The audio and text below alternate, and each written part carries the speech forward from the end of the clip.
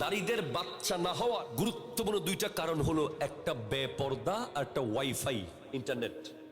যাদের বাসায় high speed wifi line আছে, এই ওয়াইফাই রেডিয়েশনের কারণে পেটের বাচ্চা মরে যাবে, এটা মেডিকেল সায়েন্স।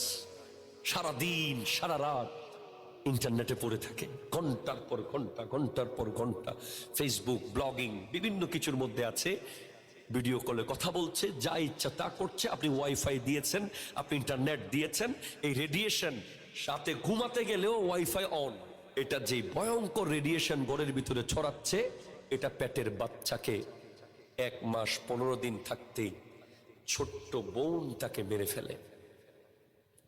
এই জন্য প্রজনন ক্ষমতা প্রতিনিয়ত শেষ হয়ে যাচ্ছে, এটা সাইন্টিফিক্যালি। আরেকটা হলো নজর। যে নারী যত বেশি বেপরদা, তার সন্তান জন্ম দেওয়ার ক্ষমতা তত বেশি কমে যাবে, সন্তান হবে না। আল আইন হকুন, নজর হক, বদনজর হক। হাদিসে আছে, বদনজর একটা জিন্দা মানুষকে জাগাত মাটিতে শোয়াই ফেলতে পারে। কতজনের নজর পড়তেছে এই নারীর দিকে। রাস্তা দিয়ে যখন মোটরসাইকেলে করে একটা মেয়ে যায়, আপনি হাজার চেষ্টা করলেও নজর পড়বেই। আগের মা বোনেরা রিকশার ভিতরে চারপাশে শাড়ি দিয়ে পেঁচিয়ে তারপরে যেতেন বলেই ওনাদের পেট থেকে মোহসেন আউলিয়া বের হয়েছে। এই সব কিছুর সমাধান এক জায়গায়, আল্লাহর ভয়, কবরের ভয়, হাসরের ভয়। বেপরদা নারীর শাস্তি। আমার নবী মেরাজে গিয়ে এসে মন খারাপ করে বসে আছেন।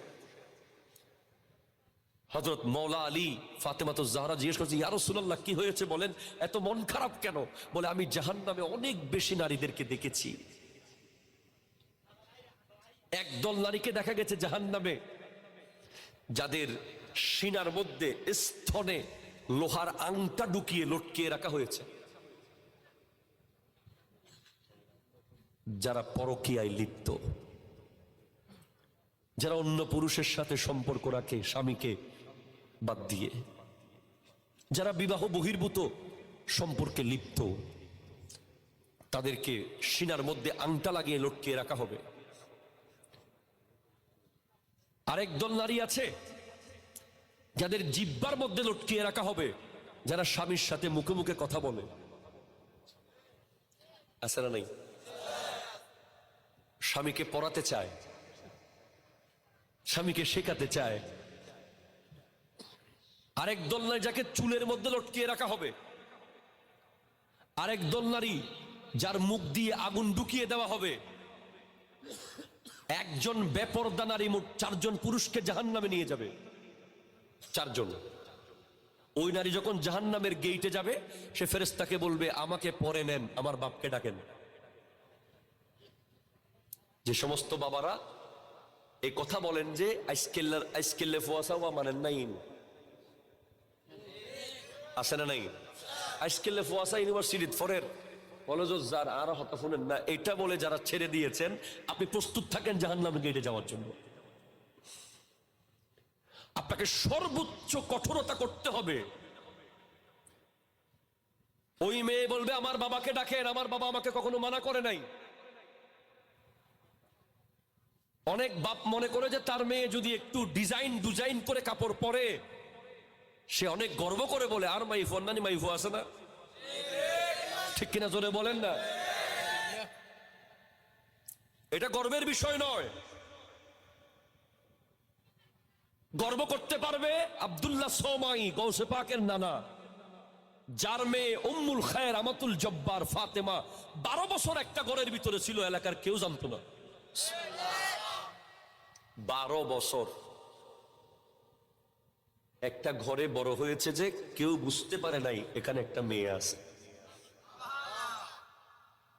বাপকে দাঁড় করানোর পরে বলবে ফেরেশতাকে, দাঁড়ান, আমার ভাইকে ডাকেন।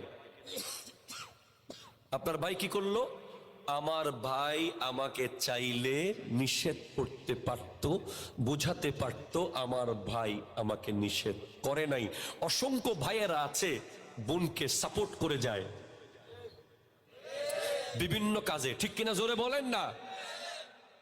চকলেট আর চুইংগামের আশায়, মোবাইলের ব্যালেন্সের আশায় একটা ফোন গিফট পাবে, একটা ট্রিট পাবে, এজন্য বেগানা পুরুষের সাথে বোনের সম্পর্ককে সাপোর্ট দিয়ে যায় ওই বাটপার ভাইয়েরা।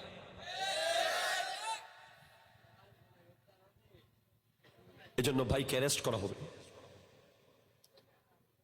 তুমি কি বলেছো তোমার বোনকে? ঠিক আছে, তো লয় আসি, আব্বা আম্মারায় বুঝাইও, কিয়ামতের দিন তোমাকে ফেরেশতারাও বুঝাবে। তোমার উচিত ছিল প্রতিরোধ করা, প্রতিবাদ করা। তাহলে তুমি আল্লাহকে বলতে পারবে যে আমি চেষ্টা করেছিলাম আমার বোনকে পর্দার মধ্যে রাখতে। 3 বলবে আমার স্বামীকে ডাকেন, ওনার বন্ধুর সাথে উনি আমাকে পরিচিত করাতো, ওনার ড্রয়িং রুমের আড্ডায় আমাকে ডাকতো, উনি আমাকে মানুষের সামনে নিয়ে পরিচয় করিয়েছে স্মার্ট বোঝাতে গিয়ে। স্বামীকে অ্যারেস্ট করা হবে। 4 নিজের সন্তানকে। আপনার মায়ের সাথে আপনি কখনো বেয়াদবি করবেন না, কিন্তু আপনার মাকে আপনি এমন ভাবে বোঝাতে পারেন, আপনি মাটিতে শুয়ে যান, অমা অনে যদি ইল্লেগুলি জন্নায় মাটিতে বেশি সুদি কুন্দে আয় বা থাইতাম ন জিয়ে আয় বা থাইতাম ন আয় গর তুমি বাইরে যাই।